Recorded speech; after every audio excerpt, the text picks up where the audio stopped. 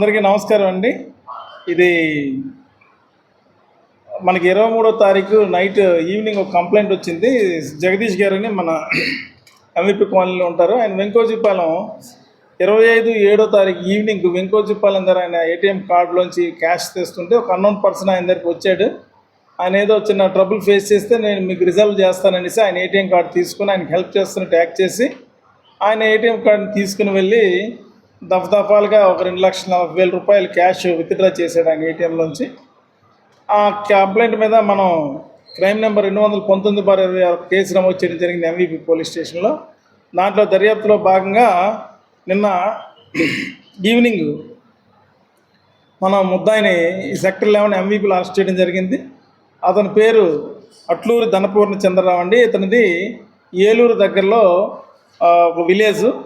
ఇతను బాగా చదువుకున్న కురవాడు, 25 సంవత్సరాలు ఇతనికి. ఈయన మీద పాతలు ఒక 10 కేసుల వరకు ఉన్నాయి. ఏలూరు 3 టౌన్లో, నూజివీడ్లో, తర్వాత గుంటూరు, తర్వాత శ్రీకాళహస్తిలో కూడా కేసులు ఉన్నాయి. ఇతను బీఎస్సీ కంప్యూటర్స్ చేశాడు, మాస్టర్స్ కూడా యూకేలో చదివానని చెప్తా ఉన్నాడు ఈయన. ఈయనకి బాగా దురలవాట్లు ఉన్నాయి. ప్యాకెట్, తర్వాత క్యాసినో ఎక్కువ ఆడతాడు, గ్యాంబ్లింగ్స్ ఆడతాడు, online gamblings and offline gamblings కూడా ఆడతాడు. దీనివల్ల అప్పులు అయిపోయి ఈ విధంగా ఈజీ మనీకి అలవాటు పడి దొంగతనాలనే వృత్తిగా ఎంచుకున్నాడు.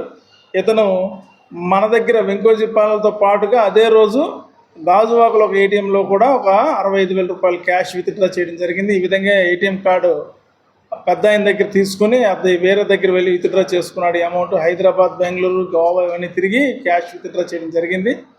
ఇతన్ని మనం ఆధునిక సాంకేతిక ఉపయోగించి సెల్ ఫోన్ నెట్వర్క్ ద్వారా ఈయన్ని మనం అదుపులో తీసుకోవడం జరిగింది. ఈయన్ని ఐడెంటిఫై చేసి అదుపులో తీసుకోవడం జరిగింది.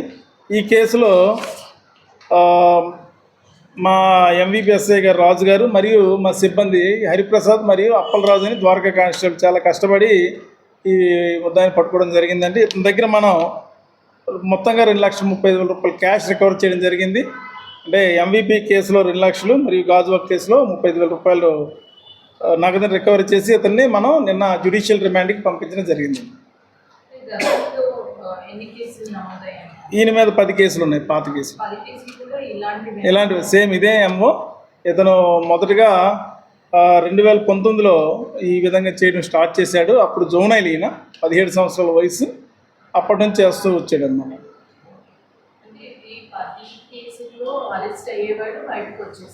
అంతేనండి.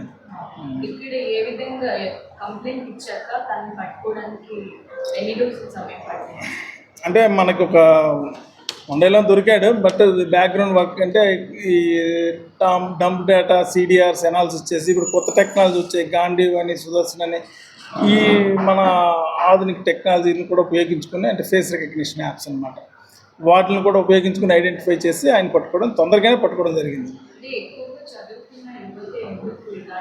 అది ఈజీ మనీకి అలవాటు పడిపోయి, దురలవాట్లకి అలవాటు పడిపోయి ఈ విధమైనటువంటి నేరాలు చేయడం జరుగుతుంది. ఇతను చాలా ఉన్నత విద్యను అభ్యసించాడు, బీఎస్సీ కంప్యూటర్స్ చేశాడు. 2023లో ఇతను యూకే కూడా వెళ్ళాడు మాస్టర్స్ చేయడానికి. ఇతను పాస్పోర్ట్ రాకపోతే హైకోర్టు నుంచి పర్మిషన్ తీసుకొని పాస్పోర్టు తీసుకొని ఊర్లో ఉన్న ల్యాండ్ అది అమ్మేసి ఇలా చెడుదొరికి తిరుగుతున్నాడని తల్లిదండ్రులు పంపిస్తే ఆయన చదువుకొని అక్కడ కూడా ప్రాపర్గా చదువుకోక ఇమ్మడికి లేక మళ్ళీ రిటర్న్ వెనక్కి వచ్చేసి 2025లో శ్రీకాళహస్తిలో ఒక నేరం చేశాడు. అదే లాస్ట్ నేరం. తర్వాత మళ్ళీ మన దగ్గర ఇక్కడ నేరం చేశారు. వీళ్ళు చిన్న రైతు కుటుంబం, పెద్ద లేదు, 25 సంవత్సరాల కుటుంబం లేదు. ఇదే మొదటిసారి.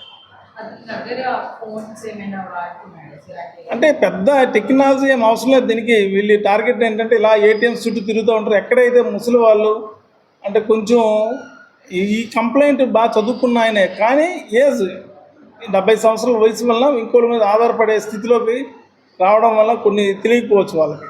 సో అలాంటి వాళ్ళు టార్గెట్ చేసుకుని చేస్తారు. దీనికి ఏం పెద్ద టెక్నాలజీ అవసరం లేదు, ఏం లేదు, మీకు సహాయం చేస్తామని వెళ్ళి ఆ కార్డు ఇచ్చేటప్పుడు వీటి దగ్గర ఉన్న పాత కార్డుని తీసి ఆయన చేతిలో పెట్టేస్తారు అనమాట. ఈ పాత కార్డులు కూడా మనం ఏం చేస్తాం, ఏటీఎం కార్డ్స్ ఎక్స్పైర్ అయిపోయి ఉంటాయి, అవన్నీ తీసుకెళ్ళి ఏటీఎం మిషన్ల మీద పెడతారు చాలామంది, అక్కడే చెత్తబుట్టలో పడేస్తుంటారు. అలాంటి కార్డులు తీసుకునే వీడు ఈ నేరానికి పాల్పడతా ఉన్నాడు.